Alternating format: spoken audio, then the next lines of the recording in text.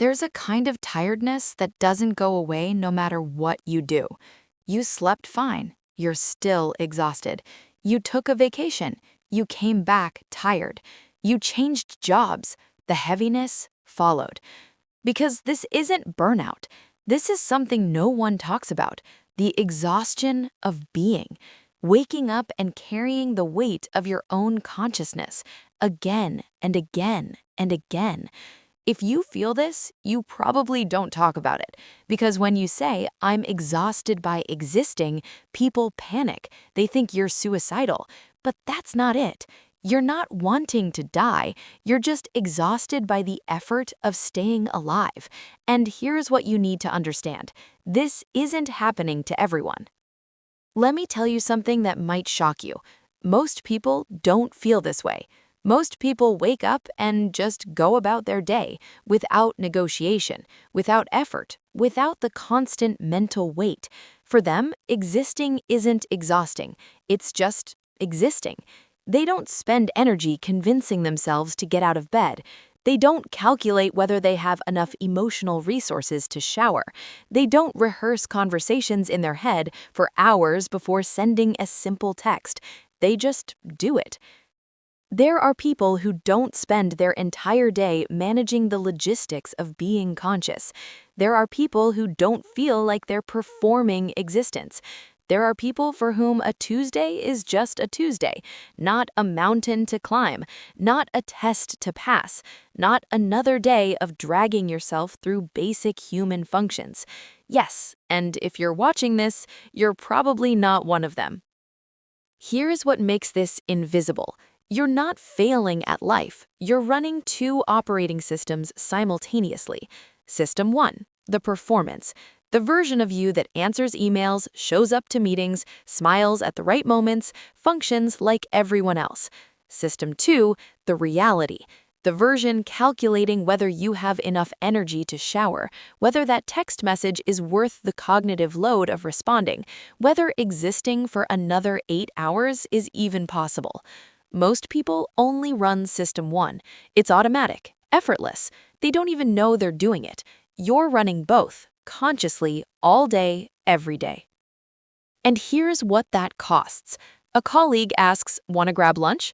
For them, it's a simple question. For you, it's a calculation. Do I have social energy? Can I maintain the performance for 45 minutes? Will I crash afterward? Is the cost worth the connection? All of this happens in the 2 seconds before you say sure or maybe another time. They don't know you just ran a full diagnostic. They just think you're indecisive. The gap between what they see and what's actually happening is massive. They see someone who takes a long time to respond to texts. You experience calculating whether you have the energy to engage, whether you can afford to open that emotional door, whether the message requires performance level 1, 2, or 3. They see someone who sleeps in, someone who's lazy in the mornings. You spend 45 minutes negotiating with yourself about whether you have enough resources to get out of bed, to shower, to exist visibly for another day. So how did you get here? To this state where existing itself feels like manual labor. Let me show you the forensic pattern. It wasn't one event, it was accumulation. The betrayals that taught you trust is dangerous.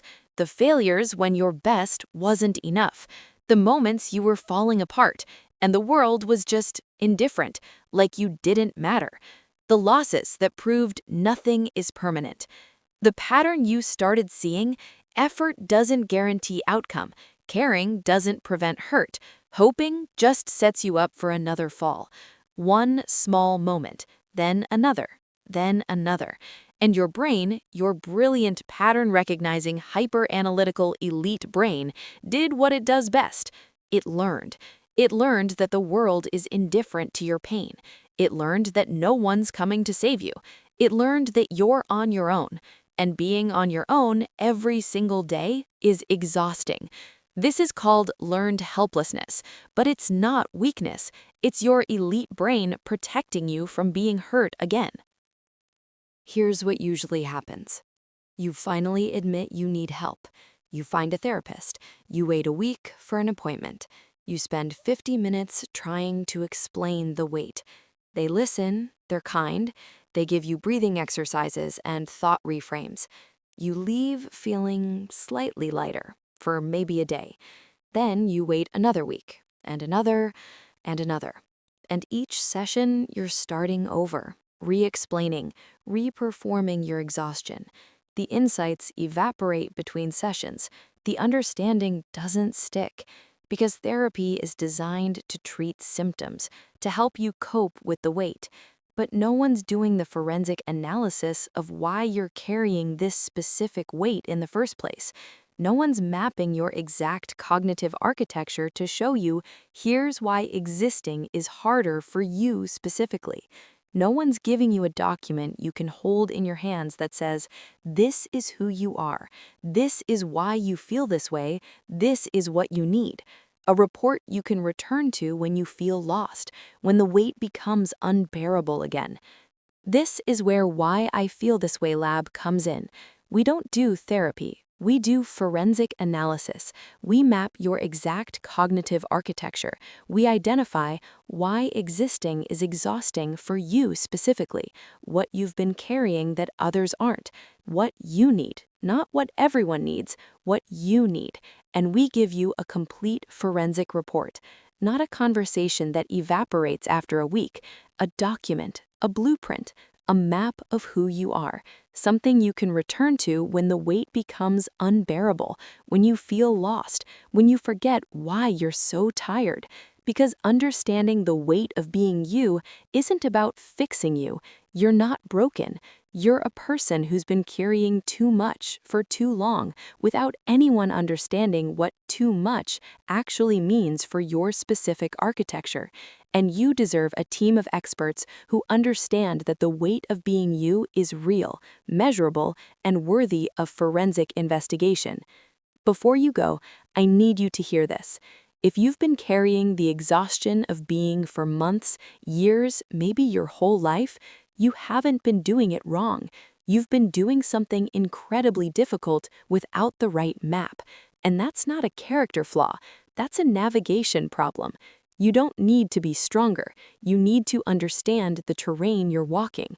You don't need more willpower. You need to know why your specific path is steeper than others.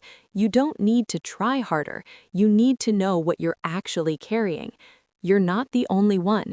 You're just one of the few who can feel the actual weight instead of numbing it, ignoring it, or pretending it isn't there. And that awareness, that consciousness of the weight, is exhausting in itself. So if all you did today was exist, that's enough. If all you managed was to keep breathing, that's enough. That counts. That matters. You matter. The weight you're carrying is real. The exhaustion you feel is legitimate, and you're allowed to be tired without justifying it, explaining it, or apologizing for it. Rest when you need to, without guilt. Exist at whatever capacity you can manage, without judgment. Take up space, without earning it. You don't have to be better to deserve compassion. You deserve it now, exactly as you are, in this moment. Exhausted, heavy, barely holding on. You are enough. Even in your exhaustion, especially in your exhaustion, because the fact that you're still here, still trying to understand, still searching for answers, that's not weakness. That's strength you don't even recognize yet.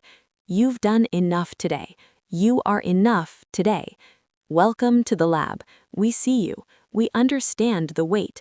Click the link below, submit your case, and we're here when you're ready.